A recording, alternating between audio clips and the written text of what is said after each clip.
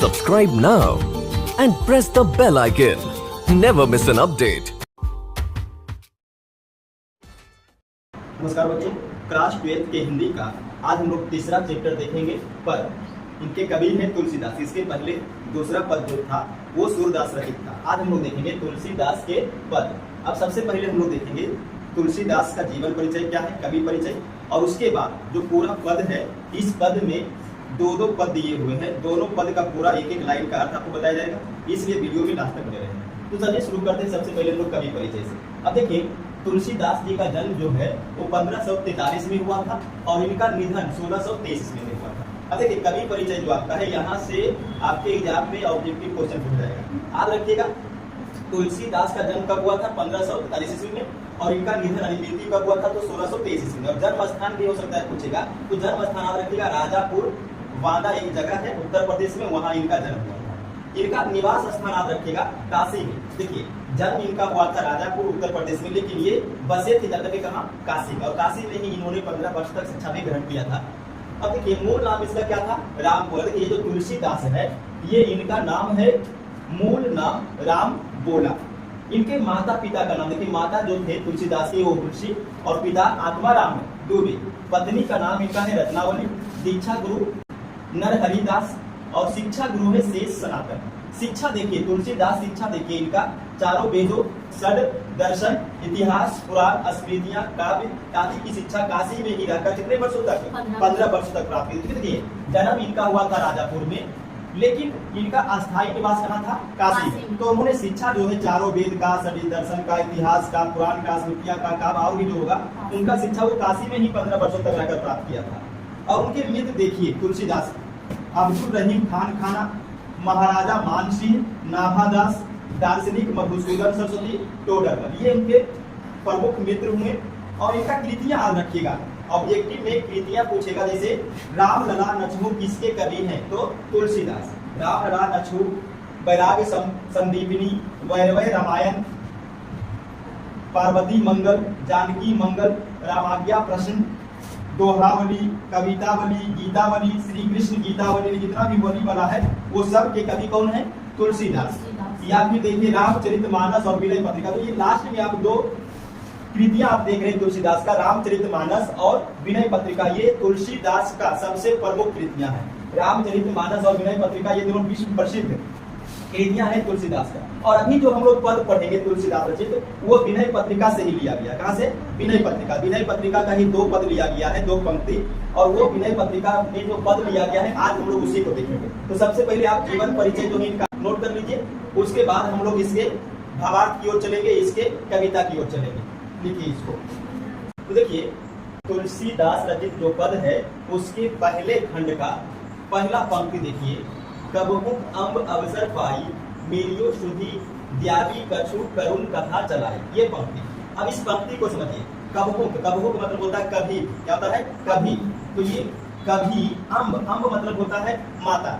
ठीक है, यहाँ पर देखिए जो पूरा का पूरा अब 2 2 4 6 2 8, ये 8 पंक्ति देखिएगा खंड 1 में, खंड 1 में। इसमें तुलसीदास जो कवि है वो माता सीता से प्रार्थना कर रही है, और उसी प्रार्थना में वो जो अम्ब है वो माता सीता के लिए आया हुआ। मतलब अम्बा मतलब माँ। तो कबहुक माँ अवसर मतलब मौका, पाई मतलब मौका मिलता है, मेरियो, मेरियो मतलब मेरी भी, सुधी मतलब आग, द्यावी मतलब दिला देना, कछु करुण मतलब कुछ मेरी करुण भरी कथा चलाई मतलब चला देना। तो प्रार्थना करते हुए सीता माँ से कवि क्या कहते हैं तुलसीदास कि हे सीते माँ, कभी भी अगर ऐसा अवसर आता है तो मेरी भी आग प्रभु श्री राम को दिला दीजिएगा, और कुछ करुण भरी कथा भी उन्हें बता दीजिएगा, आग दिला दीजिएगा।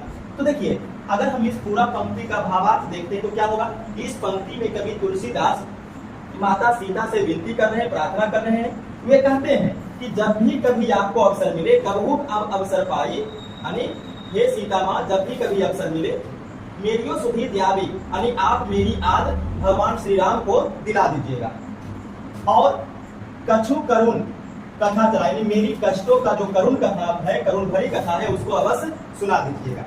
ये हो गया पहला पंक्ति। अब दूसरा पंक्ति देखिए, दीन सब अंगहीन छीन मलिन अधि अधि अघाई, नाम लय भरे उदर, एक प्रभु दासी दास कहाई।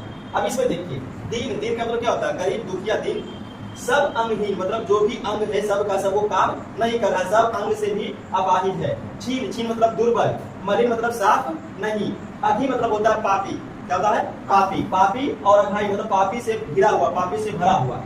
नाम नहीं भरे उधर, उधर मतलब पेट भरता है, नाम लेने से ही क्या भरता है, पेट भरता है। एक प्रभु दासी, दास कहा है, देखो एक प्रभु दासी, देखो प्रभु मतलब श्री राम के लिए, और श्री राम के दासी कौन है, उनकी पत्नी यानी सीता, और सीता के दास कौन है, तुलसीदास। तो कहता है एक प्रभु दासी दास कहा है। अब यहाँ पर पूरा देखिए समझिए, ये जो पूरा पंक्ति है, इस पंक्ति में कभी तुलसीदास माता सीता से प्रार्थना करते हुए, विनती करते हुए आगे क्या बोलते हैं कि हे सीते माँ, मैं सब प्रकार से क्या हूँ, दुखी हूँ, दीन हूँ, सब प्रकार से अंगहीन हूँ, निर्मल हूँ, मलिन हूँ और बहुत बड़ा पापी हूँ, और मैं इतना निकम्मा हूँ कि नाम ले भरे उधर, कि श्री राम का नाम लेकर के अपना पेट भरता हूँ। लेकिन एक प्रभु दासी दास का है, लेकिन एक बात यह है कि मैं प्रभु की दासी, श्री राम के दासी का भी दास हूँ। तो देखिए इस पंक्ति में कवि तुलसीदास कहते हैं कि मैं सभी प्रकार से क्या हूँ, दीन हूँ, गरीब हूँ, अंगहीन भी हूँ, दुर्बल हूँ और मलिन हूँ। देखो दीन, अंगहीन, छीन, मलिन और अघी अघाई मतलब और बहुत बड़ा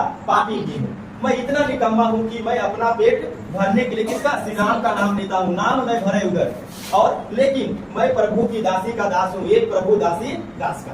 तो ये हो गया दो पंक्ति। अब तीसरा पंक्ति देखिए, जो कवि है तुलसीदास, वो सीता माँ से प्रार्थना करते हुए आगे और क्या बोलते हैं, बुझी है सो है कौन, कहीं भी नाम दशा जनाई, सुनत राम कृपालु के मेरी बिगाड़ियों बनी जाए। आगे देखिए, बुझाई, बुझाई मतलब पूछेगा, जानेगा, समझेगा, सो है कौन मतलब पूछेंगे कि कौन है वो, कहीं भी नाम मतलब मेरा नाम बताइएगा, और दशा, दशा मतलब स्थिति बताइएगा कि मेरा स्थिति कैसा है। कभी मतलब बोल रहे हैं तुलसीदास कैसे, सीता माँ कि अगर कभी श्री राम ये बुझने के लिए, ये जानने के लिए पूछेंगे कि सो है मतलब कौन है वो जो इतना दीन है, दुखी है, पापी है, निकम्मा है, फिर भी मेरा गुणगान गा रहा है, मेरा भक्त है, वो कौन है, तो कहिएगा मेरा नाम। मतलब तुलसीदास जी बोल रहे कि मेरा नाम बताइएगा किनको, श्री राम को, और मेरा दशा अवश्य बता दीजिएगा।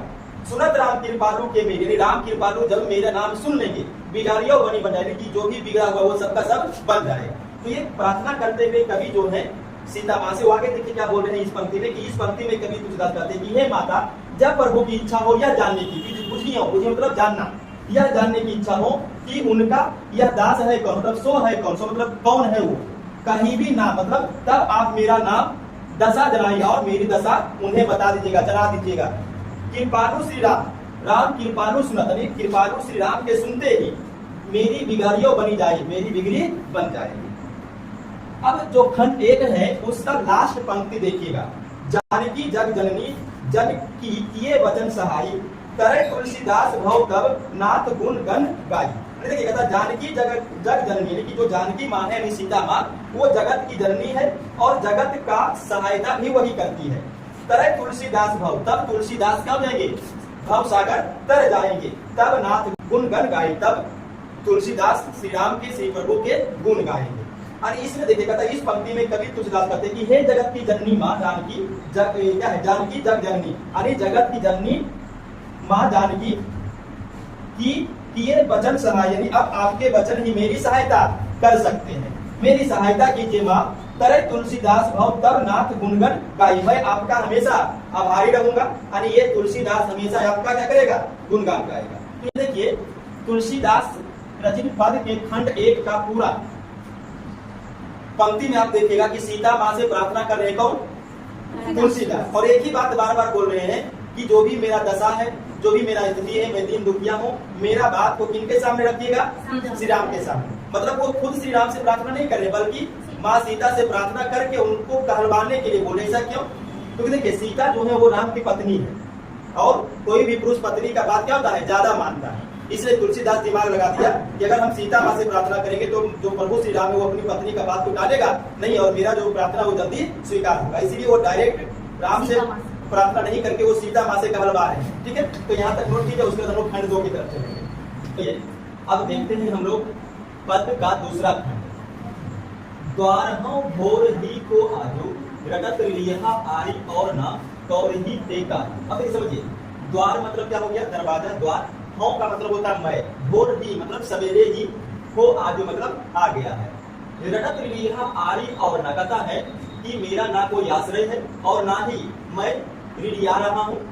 कौर ही ते ताजू, लेकिन एक कौर मतलब एक निवाला भोजन आपकी ही कृपा से पाना मेरा काम है। कार्य मतलब क्या होता है? कार्य, काम होना। अब यहाँ पर देखिए जो पूरा पंक्ति है उसका अर्थ क्या निकलेगा। इस पंक्ति में कवि तुलसीदास कहते हैं कि हे प्रभु, आज सुबह से ही द्वारमो भोर ही, मतलब आज सुबह से ही मैं आपके द्वार पर बैठा हूँ एक भिक्षुक, एक भिखारी के रूप में। हे प्रभु, ना ही मेरा कोई आश्रय है। देखिए आरी और ना, आरी मतलब क्या होता है? आश्रय, और ना मतलब ना कोई आश्रय है, और ना ही मैं ऋणियाता हूँ, और ना ऋणत ऋणियाना कौर ही ते काजू, लेकिन आपकी दया से भोजन का एक निवाला, एक कौर को पाना ही मेरा क्या है? काम है। काजू मतलब क्या होता है? काम। आगे देखिए, कली कराल दुगाल दारुण सब कुभांति कुसाजु नीच जन मन ऊंच जैसी कोढ़ में की खाली। अब देखिए यहाँ पर कली, कली का मतलब हो गया कलयुग, काल का मतलब भीषण भयंकर, तो काल का मतलब होता है बुरा समय, दारुण का मतलब होता है भयानक। तो कहता है कि हे प्रभु, ये जो कलयुग है ये बहुत ही बुरा समय है, भयानक समय है। सब कुभातु कुसाजु, और सब कुछ अव्यवस्थित हो चुका है। नीच जन, मैं बहुत ही नीच आदमी हूँ, पुरुष हूँ, लेकिन मन ऊंचा है, मन ऊंच। लेकिन कहता नीच जन मतलब मैं बहुत ही नीच व्यक्ति हूँ, बहुत ही नीच आदमी हूँ, लेकिन मेरा मन, मेरा सोच क्या है? बहुत ही ऊंचा है। जैसे कोढ़ में की खाद, जैसे कि कोढ़ी में जो खाद होता है वो बहुत तकलीफ देता है, उसी प्रकार से मैं बहुत तकलीफ हूँ। और देखिए समझिए, जो पहला खंड हम लोग देखे थे उसमें तुलसीदास माँ सीता से विनती कर रहे हैं, और दूसरा खंड में हम क्या देख रहे हैं कि वो प्रभु श्री राम से प्रार्थना कर रहे हैं। यहाँ पर देखिए, द्वारमो भोर ही को आज, मतलब आज सवेरे ही है प्रभु मैं आपके द्वार पर एक भिक्षु की तरह आ गया हूँ। गलत ऋणिया आरी और ना, मतलब ना कोई आश्रय है और ना मैं ऋणिया रहा हूँ, लेकिन आपके कृपा से एक निवाला भोजन पाने का मेरा काम है। उसके बाद कहता है कली कराल दुकाल दारुण सब कुभाती कुसाजु, मतलब हे प्रभु श्री राम, यह जो कलयुग है वो बहुत ही दुखदायी है, भयानक है, कष्ट देने वाला है। सब कुभाती कुसाजु, सब कुछ अव्यवस्थित है इस कलयुग में। नीच जन, मैं बहुत ही नीच आदमी हूँ, लेकिन मेरा मन ऊंचा है। जैसे कोढ़ में खाद तकलीफ देता है, उसी प्रकार से मैं भी तकलीफ हूँ। और इसका अर्थ देखिए, इस पंक्ति में कवि तुलसीदास कहते हैं, हे प्रभु, यह कलयुग का समय बहुत बुरा, कली कराल दुकाल, मतलब यह कलयुग का समय क्या है? बहुत बुरा है। दारुण मतलब भयानक है, यह कठिनाइयों से भरा हुआ है, कराल मतलब भीषण कठिनाइयों से भरा हुआ है। यहाँ सब कुछ अव्यवस्थित है, सब कुभाती कुसाजु। हे प्रभु, मैं बहुत नीच हूँ, नीच जन, पर मेरी सोच, मेरा मन बहुत ऊंचा है। मन क्या है? ऊंच है। जैसी कोढ़ में की खाद, जैसे कोढ़ में खाद बहुत तकलीफ देता है, उसी प्रकार से मैं अभी तकलीफ में। आगे बोलते हैं तुलसीदास, हरि हिया में सदैव बुझियो जाई साधु समाजु मोहु से कहूँ कतहु को तिनह कहो कौशल राज। यहाँ पर देखिए कौशल राज जो है वो प्रभु श्री राम के लिए आया हुआ शब्द है। हरि, हरि मतलब क्या होता है? पीड़ा, कष्ट, है ना। और ये मतलब हृदय में, यानी कि मेरे जो हृदय है उसमें बहुत पीड़ा है, बहुत कष्ट है। सदैव बुझाओ जाई साधु समाज, और मैं इसको, इस पीड़ा को समझने के लिए बहुत से साधु के समाज में, संत के समाज में गया हूँ। मोह से कहूँ कतहु को, मतलब किसी ने मुझसे यही कहा, तिना कहूँ कौशल राज, मतलब आपके जो कष्ट है, पीड़ा है, उसको कोई नहीं हर सकता है तीनों लोक में। कौन हर सकता है? केवल कौशल राज मतलब श्री राम ही हर सकता है। मतलब प्रार्थना करते हुए आगे जो है ये क्या नाम है, तुलसीदास जी कहते हैं कि हे प्रभु, मैं अपने हृदय के पीड़ा, हरि हृदय में सदैव बुझाओ, मतलब मैं अपने हृदय के पीड़ा को जानने के लिए, समझने के लिए जाई साधु समाज, मतलब बहुत से साधु संत के समाज में गया।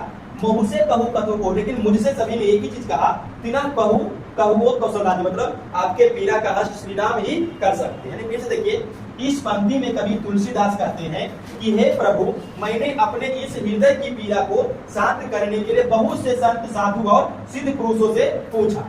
हरि हिया में सदैव बुझो जाई साधु समाज। उन्होंने मुझे कहा, मतलब मोह से कहूँ मतलब उन्होंने मुझसे कहा, कतहु को मतलब किधर भी मत जाइए, कि मेरी इस पीड़ा का अंत आपके नाम से ही मिलेगा और कहीं भी पीड़ा का अंत नहीं मिलेगा। कतहु कहूँ तिना कहूँ कौशल राजू, सिर्फ आपका नाम ही मेरे पीड़ा का अंत कर सकता है। तो ये देखिए तीन पंक्ति जो है खंड 2 का हो गया। अभी 2 पंक्ति से और बचा हुआ है, यहाँ तक पहले आप नोट कीजिए, उसके बाद आगे आपको बताते हैं। आगे देखिए, दीनता दारिद दलय को कृपा परिधि बाजू दानी दशरथ राय के तू बनाए सिरता। देखिए यहाँ पे ये जो पंक्ति दिया हुआ है, इस पंक्ति में देखिए क्या है, दीन का, दीनता मतलब गरीबी, निर्धनता, दारिद्र मतलब दरिद्रता, दलय को कृपा पारिधि, यहाँ पर जो कृपा पारिधि आया हुआ है, कृपा समूह श्री राम के लिए आया हुआ है। बाजू कहता है दीनता दारिद्र दलय को कृपा बारिधि बाजोरी की इस पंक्ति में कवि तुलसीदास कहते हैं कि हे कृपा और दयालुता के सागर श्री राम, कृपा बारिधि, ठीक है, कृपा और दयालुता के सागर श्री राम, आपके अलावा दीनता, दीनता दारिद्र और दारिद्रता को कौन दूर कर सकता है? दलय को, दलय को मतलब कौन, दलय मतलब दूर करना, कौन दूर कर सकता है? हे दानवीर दशरथ के पुत्र श्री राम, देखिए दानवीर दशरथ राय के, है ना, राम ही हमारे दुख और हमारे हृदय की पीड़ा को दूर कर सकते हैं। तू बनाए सिरताज और आप ही, तू मतलब आप ही हमारे सिरताज। आगे देखिए सबसे लास्ट पंक्ति है तुलसीदास के पद का, जन्म को भूखो भिखारी हो गरीब निवाजू, पेट भरी तुलसही जवाइया भक्ति सुधा सुनाजू। अब यहाँ पर देखिए जन्म को मतलब जन्म से, भूखो भिखारी मतलब जन्म से भूखा और भिखारी हो मतलब मैं, मतलब इस पंक्ति में कवि कह रहे हैं कि मैं जन्म से ही भूखा और भिखारी हूँ, गरीब निवाजू और गरीब भी हूँ, पेट भरे तुलसी जवाई मतलब तुलसीदास का जो पेट है वो तब भरेगा जवाइया भक्ति सुधा सुनाजू। सुनाजू मतलब होता है अच्छा अनाज, अच्छा भोजन, सु मतलब अच्छा, नाजू मतलब अनाज भोजन, सुधा मतलब अमृत, भक्ति मतलब भक्ति रूपी, और जवाइया मतलब होता है निवाला खिलाना भोजन कराना। तो कहता है कि पेट भरे ही तुलसी जवाइया भक्ति सुधा सुनाजू की। देखिए शुरू में क्या कहता है, जन्म को भूखो भिखारी मतलब जन्म से भूखा हूँ, भिखारी हूँ, और मेरा पेट तभी भर सकता है जब आप मतलब प्रभु श्री राम आप अच्छा सुधा अमृत रूपी भोजन जो है भक्ति रूपी भोजन हमें खिलाइएगा। तो इस पंक्ति में देखिए कवि तुलसीदास क्या कहते हैं कि मैं जन्म से भूखा हूँ, भिखारी हूँ, गरीब हूँ। देखिए ये जो ऊपर का लाइन है, जन्म को भूखो भिखारी हूँ गरीब निवाजू, मतलब मैं जन्म से भूखा हूँ, भिखारी हूँ और गरीब हूँ। पेट भरे तुलसी जवाई यानी कि मेरी भूख, मेरा पेट आपके नाम और आपके भक्ति से ही भरेगा, मेरे लिए इससे अच्छा भोजन, सुराजू मतलब होता है अच्छा भोजन, कोई भी नहीं है। हे प्रभु आप मुझे अपनी भक्ति रूपी भोजन, भक्ति सुधा, ठीक है, भक्ति रूपी भोजन का एक निवाला खिलाइए। जवाई मतलब क्या होता है? खिलाइए, जिससे मैं तृप्त होकर, संतुष्ट होकर अपनी सुधा को शांत कर सकूं। तो ये देखिए पद का पूरा कवि परिचय और जितना भी खंड है उसके एक एक लाइन का भावार्थ खत्म हो गया। ठीक है, आप यहाँ तक नोट कर लीजिए।